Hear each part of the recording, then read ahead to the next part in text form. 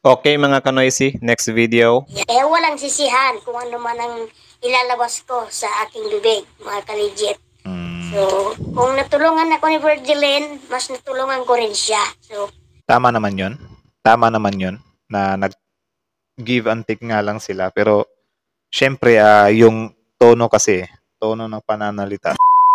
So, ayun, kumusta mga kanoisy? Welcome back sa ating YouTube channel, Filipinoisy. So, since meron kasi ako nakita guys na vlog ni Miss Virgilin Cares 2.0, ano, patungkol nga dito sa dating artista na si Mura Padua na nasunugan nga, ano, tapos parang nag-reconcile sila or nagkapatawaran or whatsoever. So parang hindi ako familiar sa kung ano nga ba yung nangyayari sa kanila dati. Kasi ngayon nag-upload nga itong si Virgilin Cares na parang tinutulungan niya pa rin itong si Mura. So curious ako kung ano nga ba yung nangyari sa kanila noon.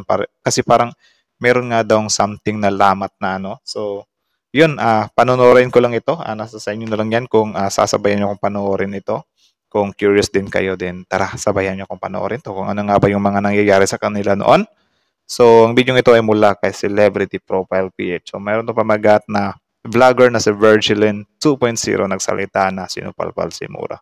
So, I hope ito yung ano talaga, issue or nandito sa video ito yung buong nangyari sa kanila. Ano? So, I hope. So, bago natin simulan, Celebrity Profile PH, support nyo also si Virgilin Care, support nyo rin yan. At si Mura. So, yun, kung trip nyo naman na ganitong reaction video may kasama kayo manood, huwag nyo na rin kalimutan supportahan yung YouTube channel natin, Filipinoisy. So, di na natin ito patatagalin pa. Baka gawin pa ng China. Again, ang title ng video ito, vlogger na si Virgilin Cares 2.0 nagsalita na sinupalpal si Mura. So, like, comment, share, subscribe. Start. Vlogger na si Virgilin Cares 2.0, sinagot ang mga naging pahayag ni Mura sa kanya sa live nito. Narito ang buong detalye.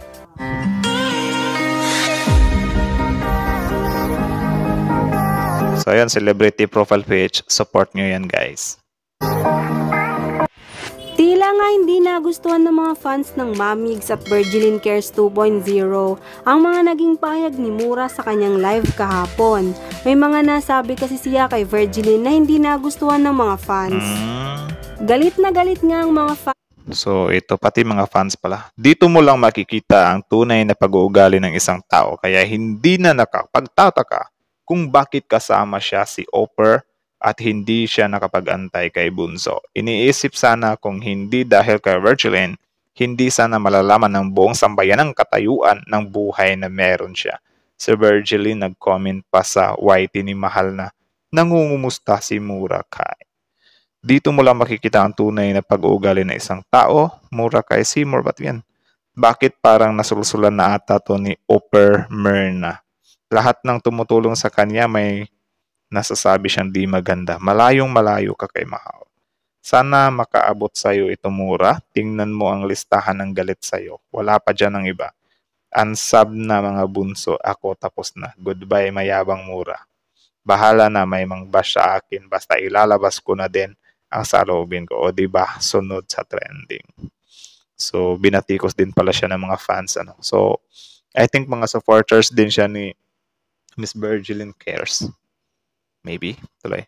Fans at sinabi nila na yan subscribe na lamang si Mura. Nako. Si Mura ngayon ay nasa 200,000 subscriber na.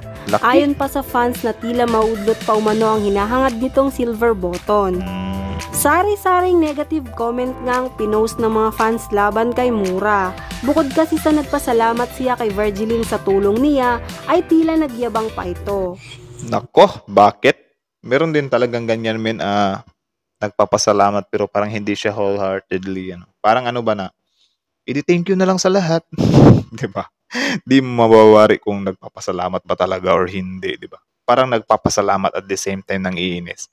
Parang sorry lang din na hindi siya sincere. Di ba? Like, sorry na. Dami mo pang arte. Sorry na ba? Ganyan. Lloyd. kay Virgilin, siyempre naman malaki ang tulong niya binigay sa akin. Kaya masalamat din ako sa kanya. Hindi ko naman siya inaano kasi. Ano lang kasi, siyempre, napag-uusapan niyo kung anong lagay. Nailabas ko lang din ang aking saloobin. Of course, So, naglalabas siya ng saloobin niya. Okay, tuloy.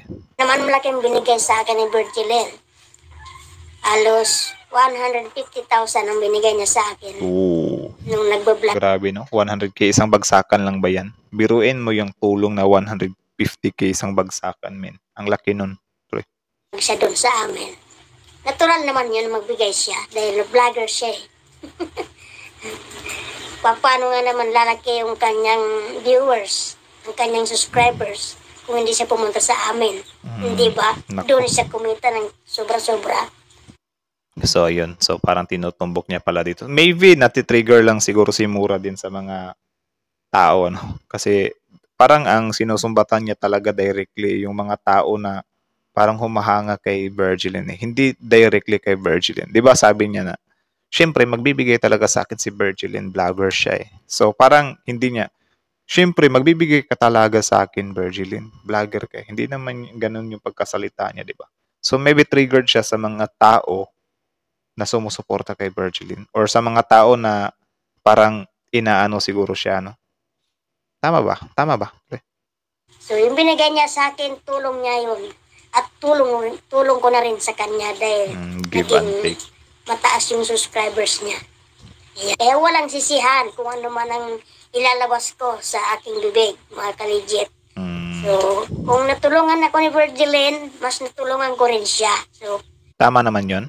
Tama naman yun na nag-give and take nga lang sila. Pero, syempre, yung tono kasi, tono ng pananalita, siguro doon mukhang sabit tayo doon. Ano, tuloy. parehas lang. Tabla na kaming dalawa. Ayan. So, wala na po kaming pakialaman ngayon. Hindi na rin po nagre-reply sa akin. Ayan. Siguro sobrang nabibigatan na po siya sa kanyang bulsa. Joke lang po, mga kaligit. Tinawanan pa eh. Tinag naman ng mga fans ang vlogger na si Virgilin at hindi naman ito nagpakita ng galit o sama ng loob kay Mura. Sa halip ay nagpost ito sa kanyang social media account.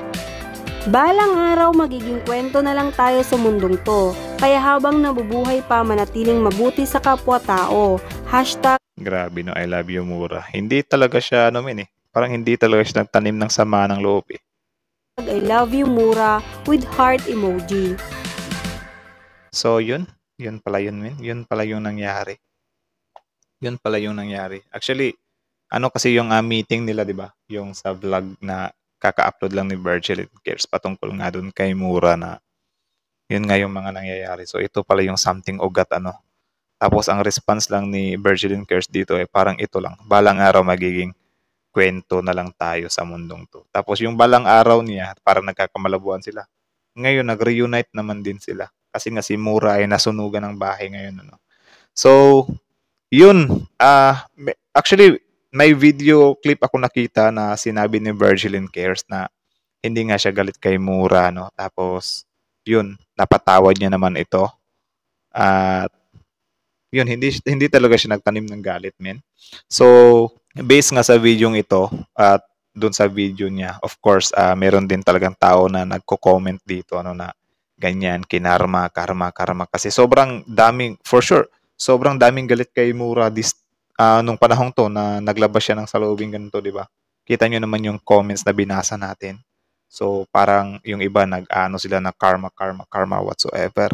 So, yun, may nakita din kasi akong mga comment dun sa bagong upload ni Virgilin Cares, ano na, karma nga daw ito kay Mura dahil sa sobrang mapagmataas or whatsoever. So, I think yung sunog is hindi naman talaga siya totally na nag-i-implicate na karma talaga si Mura or nakarma si Mura. No? Kasi yun, hindi natin yun pwedeng tawagin talaga na karma yung nasunugan si Mura. No? Kasi isipin nyo na lang yung lahat ng mga nasunugan dito sa mundo. Sasabihan mo pa ba sila ng karma? Paano yung mga pari na nasunugan? Mga nakarma din sila. Something like that. Kahit mabuti kang tao, kung masusunog at kung masusunog talaga yung bahay mo, masusunog talaga yan. Siguro for me, hindi ako naniniwala na karma ang tawag dyan. Siguro pagsubok, susubukin ka ng Diyos, sinusubok ka lang kung gaano ka katibay or para mas lalo kang tumatag. Kaya yun yung nangyari sa buhay mo, di ba? Pero karma, I don't think karma yan. Kasi hindi naman nagbibigay ng karma ang Diyos eh. Pagsubok lang siguro yan and yun, malalampasan din naman ni Mura yan. Also, kudos na rin kay Virgilin Cares, kasi grabe, hands-on talaga siya. I mean, like, pumunta talaga siya sa bahay ni Mura. Nag-abot talaga. Naiyak na nga lang si Mura eh. Siguro naka-feel siya ng guilt, di ba? But yun, nangyari na nga yun. At nagkapatawaran na din naman sila. Hindi naman nagtanim ng sama ng loob si Virgil Cares.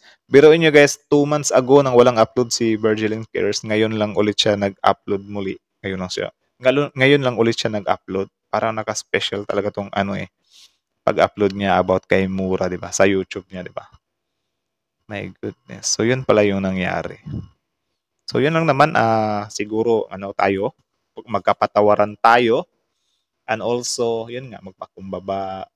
Kasi, di din talaga natin alam ang, ikot ng buhay ng tao. Kaya, syempre, iwasan din natin, na makapasakit tayo ng, makabitaw tayo ng mga masasakit na salita sa kapwa natin.